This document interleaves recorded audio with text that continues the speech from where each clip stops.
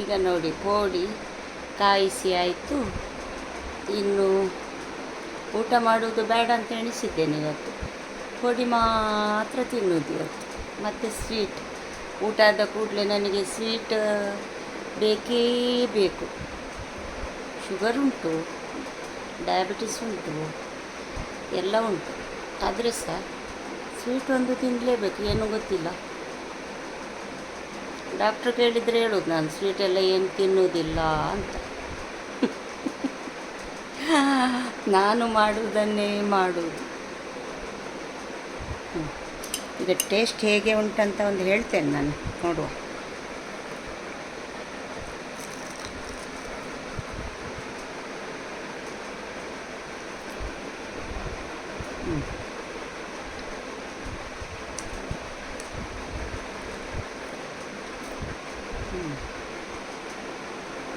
ಒಳ್ಳೆದುಂಟು, ಒಳ್ಳೆಯದಾಗಿದೆ. ಬೇಕಿದ್ದವರು ಬರ್ಬೋದು. ಬ್ಯಾಂಗ್ಳೂರಿನಿಂದ ಸುರೇಖಾ ಸಹ ಬರ್ಬೋದು. ಸುರೇಖಾ ನೋಡಿ ಖುಷಿ ಪಡಿ.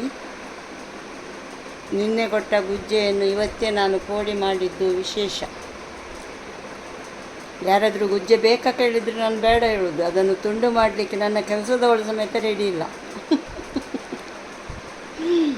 ನಿನ್ನೆ ರೆಡಿ ಇದ್ಲು, ಏನಪ್ಪ ಕತೆ ಮಾಡಿ ಕೊಟ್ಟಿದ್ದಾಳೆ.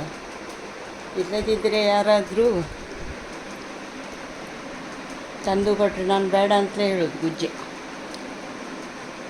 ಈಗ ಮಗ ಸೊಸೆಗೆ ಎಲ್ಲ ಒಳ್ಳೆಯದಾಯ್ತಂತೆ ನನ್ನ ಪೋಡಿ.